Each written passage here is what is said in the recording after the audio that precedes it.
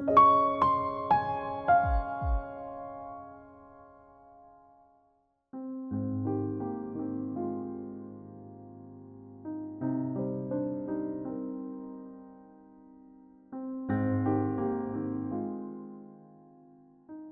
autumn reflection.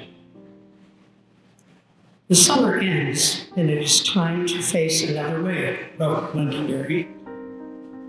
When I was asked to do a reflection on autumn a while ago, I went back to a poem I wrote a few years before. So with your kind permission, I share a few small thoughts with you within the framework of that poem.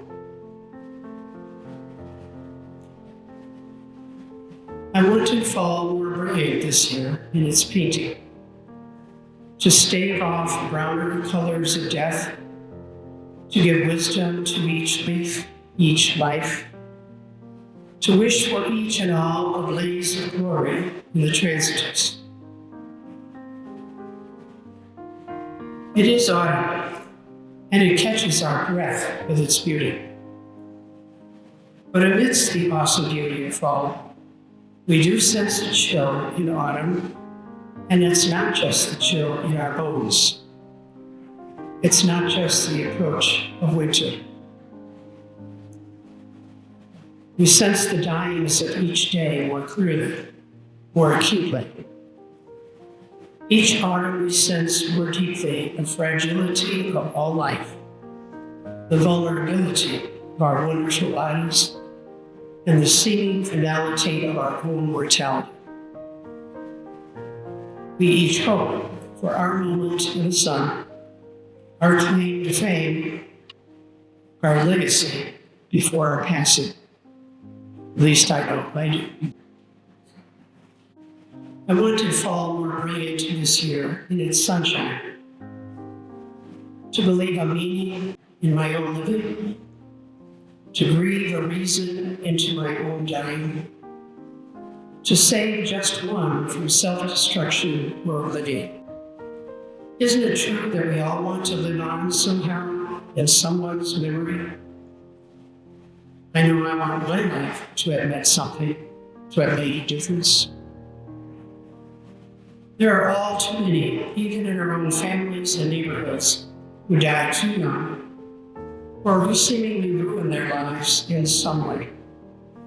We wish we could have saved them, to have helped them see their own immense worth. I think of the all too many who fill mass graves somewhere, or lie at the bottom of some ocean, lives, as far as we can tell, unfulfilled. Yet our faith teaches us that each life, each leaf, is inherently filled with meaning in the bigger picture none of us can completely see. Everything flows on into something new.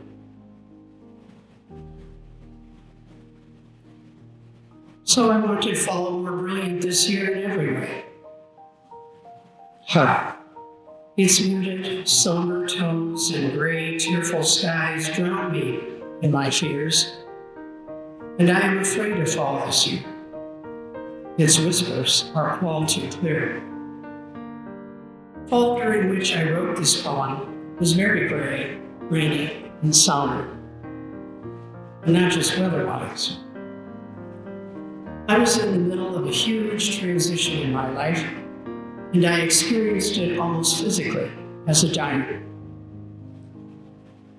It was too early in the process for me to see the rising that would come, and it was so very hard to feel the wrenching goodbyes, the total shift in my own worldview and circumstances. Actually, dying was way too close for comfort, and I was afraid.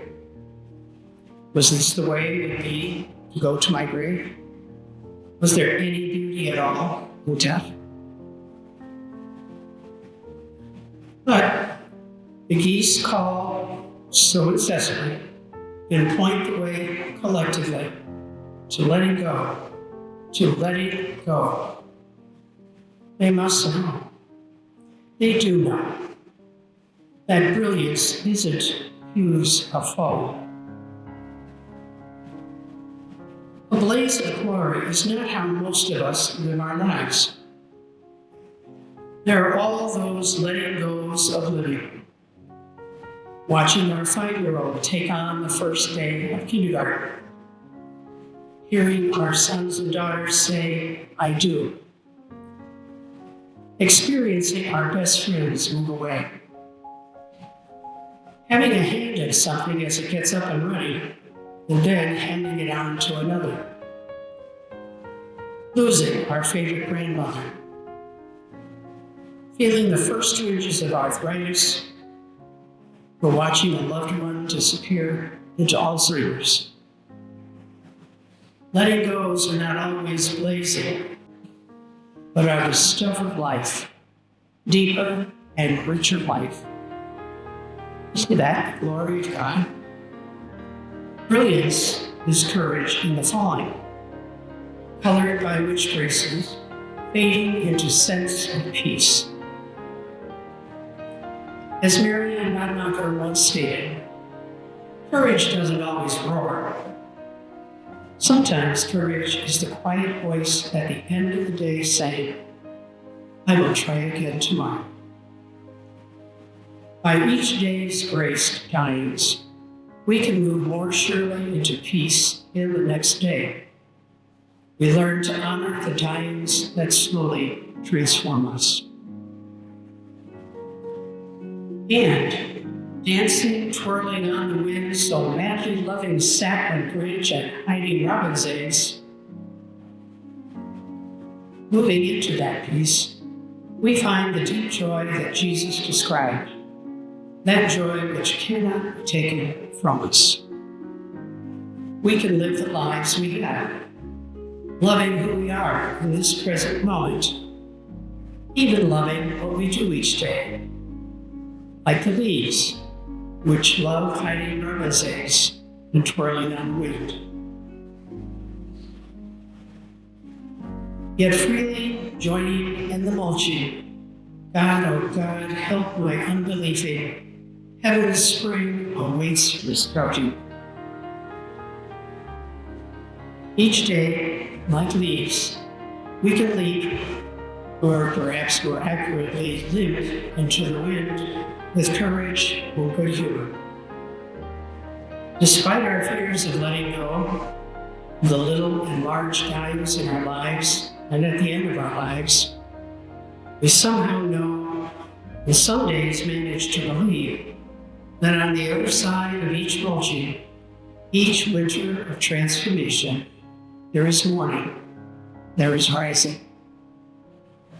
There are green leaves and flowers again.